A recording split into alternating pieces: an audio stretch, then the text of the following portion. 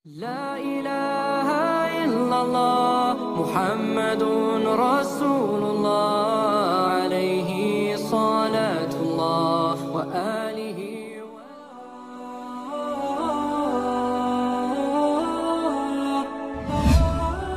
Assalamualaikum warahmatullahi wabarakatuh. Pada kesempatan kali ini kita akan bahas bercucuran air mata Rasulullah ketika melihat jasad sahabat mulia ini. Dia rela menjauhi dunia untuk memeluk akhirat. Bagaimana kisahnya? Tonton video ini sampai habis. Namun jangan lupa untuk sukai video ini dan tekan tombol subscribe untuk mendapatkan video-video terbaru dari channel Tinta Mahabbah, serta bagikan video ini agar kita dapat menyiarkan syiar Islam kepada orang lain. Terima kasih.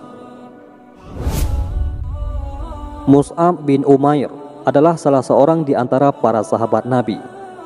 Ia seorang remaja Quraisy terkemuka, gagah dan tampan, penuh dengan jiwa dan semangat kemudaan. Para ahli sejarah melukiskan semangat kemudaannya dengan kalimat seorang warga kota Makkah yang mempunyai nama paling harum. Mus'ab lahir dan dibesarkan dalam kesenangan dan tumbuh dalam lingkungannya. Mungkin tak seorang pun di antara anak-anak muda Makkah yang beruntung dimanjakan oleh kedua orang tuanya sebagaimana yang dialami Mus'ab bin Umair. Mungkinkah kiranya anak muda yang serba kecukupan, biasa hidup mewah dan manja, menjadi buah bibir gadis-gadis Makkah dan menjadi bintang di tempat pertempuran, akan meningkat menjadi tamsil dalam semangat kepahlawanan? Suatu hari, anak muda ini mendengar berita yang telah tersebar luas di kalangan warga Makkah mengenai Muhammad Al-Amin, yang mengatakan dirinya telah diutus Allah sebagai pembawa berita suka maupun duka, sebagai da'i yang mengajak umat beribadah kepada Allah yang Maha Esa.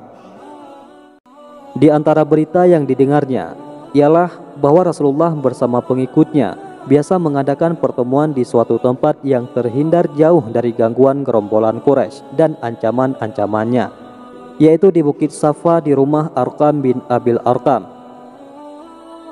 Maka pada suatu senja, didorong oleh kerinduannya, pergilah ia ke rumah Arqam menyertai rombongan itu.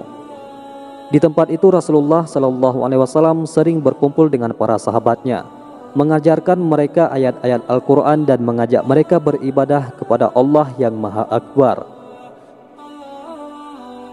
Baru saja Mus'ab mengambil tempat duduknya, ayat-ayat Al-Quran mulai mengalir dari kalbu Rasulullah, bergema melalui kedua bibirnya dan sampai ke telinga, meresap di hati para pendengar. Di senja itu, Mus'ab pun terpesona oleh untaian kalimat Rasulullah yang tepat menemui sasaran di kalbunya. Khunas binti Malik, yakni ibunda Mus'ab, adalah seorang yang berkepribadian kuat dan pendiriannya tak dapat ditawar atau diganggu-gugat. Ia wanita yang disegani bahkan ditakuti. Ketika Mus'ab memeluk Islam, tiada satu kekuatan pun yang ditakuti dan dikhawatirkannya selain ibunya sendiri. Bahkan walau seluruh penduduk Makkah beserta berhala-berhala, para pembesar dan padang pasirnya berubah rupa menjadi suatu kekuatan yang menakutkan, yang hendak menyerang dan menghancurkannya, tentulah Mus'ab akan menganggapnya sebagai hal yang sepele. Tapi tantangan dari ibunya bagi Mus'ab tidak dapat dianggap kecil. Ia pun segera berpikir keras dan mengambil keputusan untuk menyembunyikan keislamannya sampai terjadi sesuatu yang dikehendaki Allah. Demikianlah ia senantiasa bolak-balik ke rumah Arqam menghadiri majelis Rasulullah, sedang hatinya merasa bahagia dengan keimanan dan sedia menembusnya dengan amarah murka ibunya yang belum mengetahui berita keislamannya. Akan tetapi di kota Mekah tiada rahasia yang tersembunyi, apalagi dalam suasana seperti itu. Mata kaum Quraisy berkeliaran di mana-mana, mengikuti setiap langkah dan menyelusuri setiap jejak. Kebetulan seorang yang bernama Utsman bin Talhah melihat Mus'ab memasuki rumah Arqam secara sembunyi. Kemudian pada hari yang lainnya, dia melihat pula ia sholat seperti Muhammad SAW. Secepat kilat, ia menemui ibu Mus'ab dan melaporkan berita yang dijamin kebenarannya itu. Berdirilah Mus'ab di hadapan ibu dan keluarganya serta para pembesar Makkah yang berkumpul di rumahnya dengan hati yang yakin dan pasti. Dibacakannya ayat-ayat Al-Quran yang disampaikan Rasulullah untuk mencuci hati nurani mereka, mengisinya dengan hikmah dan kemuliaan, kejujuran dan ketakwaan. Ketika sang ibu hendak membungkam mulut putranya dengan tamparan keras, tiba-tiba tangan yang terulur bagai anak panah itu surut dan jatuh terkulai. Ketika melihat cahaya yang membuat wajah putranya berseri cemerlang itu kian berwibawa. Karena rasa keibuannya, ibunda Mus'ab tak jadi menyakiti putranya. Dibawalah putranya itu ke suatu tempat terpencil di rumahnya, lalu dikurung dan dipenjarakannya dengan rapat. Demikianlah beberapa lama Mus'ab tinggal dalam kurungan sampai saat beberapa orang muslimin hijrah ke Habasyah. Mendengar berita hijrah ini, Mus'ab pun mencari muslihat dan berhasil mengelabui ibu dan penjaga-penjaganya, lalu pergi ke Habasyah melindungkan diri. Ia tinggal di sana bersama saudara-saudaranya kaum muslimin, lalu pulang ke Mekah. Kemudian ia pergi lagi hijrah kedua kalinya bersama para sahabat atas titah Rasulullah dan karena taat kepadanya. Pada suatu hari, ia tampil di hadapan beberapa orang muslimin yang sedang duduk sekeliling Rasulullah SAW.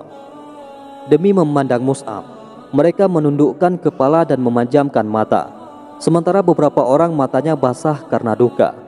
Mereka melihat Mus'ab memakai jubah usang yang bertambal-tambal. Padahal belum lagi hilang dari ingatan mereka pakaiannya sebelum masuk Islam. Tak ubahnya bagaikan kembang di taman, berwarna-warni dan menghamburkan bau yang wangi. Adapun Rasulullah menatapnya dengan pandangan penuh arti, disertai cinta kasih dan syukur dalam hati. Pada kedua bibirnya tersungging senyuman mulia seraya berkata, "Dahulu aku melihat Mus'ab ini tak ada yang mengimbangi dalam memperoleh kesenangan dari orang tuanya. Kemudian ditinggalnya semua itu demi cintanya kepada Allah dan Rasul-Nya." Suatu saat Mus'ab dipilih Rasulullah untuk melakukan suatu tugas maha penting saat itu. Ia menjadi duta atau utusan Rasul ke Madinah untuk mengajarkan agama Islam kepada orang-orang Ansar yang telah beriman dan baiat kepada Rasulullah di Bukit Aqabah. Di samping itu, ia juga mempersiapkan kota Madinah untuk menyambut hijrah Rasulullah sebagai peristiwa besar. Sebenarnya, di kalangan sahabat ketika itu masih banyak yang lebih tua, lebih berpengaruh dan lebih dekat hubungan kekeluargaannya dengan Rasulullah daripada Mus'ab. Tetapi Rasulullah menjatuhkan pilihannya kepada Mus'ab dan bukan tidak menyadari sepenuhnya bahwa beliau telah memikulkan tugas amat penting ke atas pundak pemuda itu dan menyerahkan kepadanya tanggung jawab nasib agama Islam di kota Madinah. Mus'ab memikul amanan itu dengan bekal karunia Allah kepadanya berupa pikiran yang cerdas dan budi yang luhur. Dengan sifat zuhud, kejujuran dan kesungguhan hati, ia berhasil melunakkan dan menawan hati penduduk Madinah hingga mereka berduyun-duyun masuk Islam. Ketika tiba di Madinah pertama kali, ia mendapati kaum muslimin tidak lebih dari 12 orang, yakni hanya orang-orang yang telah baiat di Bukit Aqabah. Namun beberapa bulan kemudian meningkatlah jumlah orang-orang yang memenuhi panggilan Allah dan Rasul-Nya. Mus'ab memahami tugas dengan sepenuhnya hingga tak terlanjur melampaui batas yang telah diterapkan. Ia sadar bahwa tugasnya adalah menyeru kepada Allah, menyampaikan berita gembira lahirnya suatu agama yang mengajak manusia mencapai hidayah Allah, membimbing mereka ke jalan yang lurus. Akhlaknya mengikuti pola hidup Rasulullah SAW yang diimaninya, yang mengemban kewajiban hanya menyampaikan belaka. Demikianlah duta Rasulullah yang pertama itu telah mencapai hasil gemilang yang tiada taranya, suatu keberhasilan yang memang wajar dan layak diperolehnya. Dalam perang Uhud, Mus'ab bin Umair adalah salah seorang pahlawan dan pembawa bendera perang.